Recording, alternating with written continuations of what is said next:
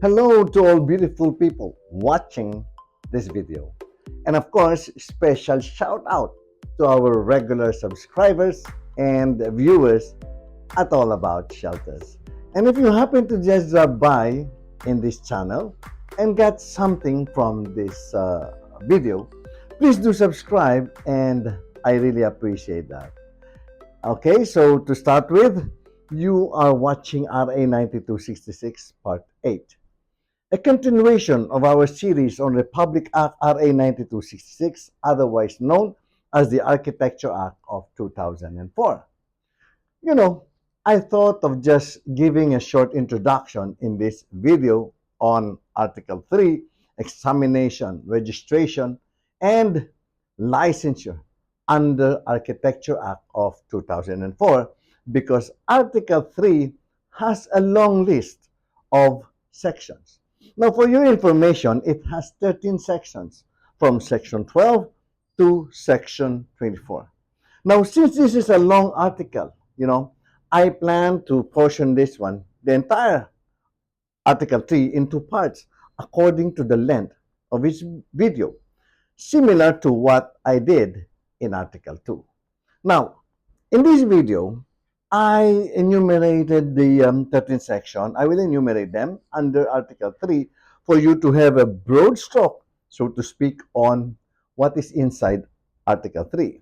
Okay, so get hold of your pen and paper, and I will post it on the screen, the 13 sections under Article 3. I will read it out loud to benefit those who are viewing this one on a small screen. Okay? All right. So, Section 12, examination required. Section 13, qualification of application for examination. Section 14, subject for examination. Section 15, rating in the licensure examination. Section 16, report of ratings. And Section 17, oath. Section 18, issuance of certificate of registration and professional identification card. Section 19, roster of architects. Section 20, seal, issuance, and use of seal. Section 21, indication of certificate of registration, professional identification card, and professional tax receipt. Section 22, refusal of issue certificate of registration and professional identification card. Section 23, suspension and revocation of certificate of registration, professional identification card, or the special temporary permit. And the last one, Section 24, reissuance of replacement of a revoked or lost certificate of registration, professional identification card, or special and temporary permit. Okay? So these are the 13 sections under Article 3 of the Architecture Act of 2004. Now, if you take a look at Section 12 to Section 16, it covers mainly the requirement to taking the licensure exam, right? And from Section 17 to Section 21, it covers the essential instrument for the practice of architecture.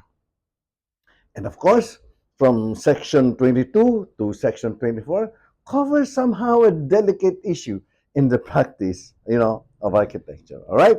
Now, since we have still time to dig on one section, allow me to dive into Section 12.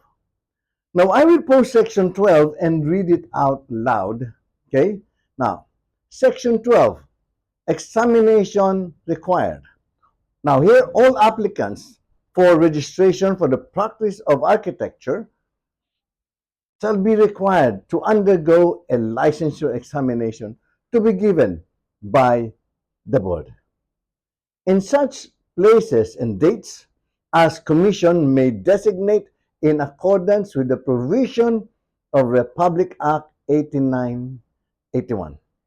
Now, I will share my take on Section 12 with the title examination required under Article 3 of the Architecture Act of 2004. It simply just tells us that an individual who wishes to be an architect must first take and pass the licensure examination in architecture. Now, this licensure examination in architecture is one of the mandatory requirements before anyone can practice architecture in the Philippines. Okay? Now, and this licensure examination aims to bring high standards for the architectural practice in the Philippines. And it is good to make mention that the licensure examination in architecture is administered by the Board of Architecture under the Professional Regulation Commission, the PRC, right?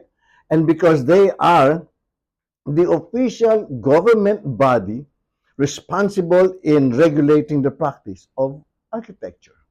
Thus, they are to make sure that the conduct of the licensure examinations are well organized and orderly manner. Okay? Now, by the way, the PRBOA is responsible in designating the location and the dates of the licensure examination as determined in Republic Act number 8981, also known as the PRC Modernization Act of 2000. Okay? All right. Now, let me add by saying that the requiring a licensure examination to all who are qualified to take this licensure examination in architecture, this will ensure the passer of this licensure examination that they have the necessary knowledge, skills, and ethical foundation to perform their duty once they become an architect. Therefore, I may say that Article 3, Section 12 does not only protect the client and the general public, but also this should preserve the credibility of the architecture profession in the Philippines. There you go. I hope I was able to give justice in expounding Section 12, examination required under Article 3, examination, registration, and licensure. Well, I don't think I can further present the other sections under Article 3 in this video, but I will present them in the succeeding videos which we're gonna do. That should give us a good reason to watch my other videos and succeeding videos. Okay? By the way, if you got something from this video, I will appreciate it very much. If you give this video a like and kind enough to share these videos to your friends, right? Because by doing so, this would encourage me to go on in giving valuable information that surrounds shelters. Once again, I am Edric Marco C. Florentino, your host for All About Shelters. And thank you for watching. And please tell your friends about this channel, All About Shelters. See you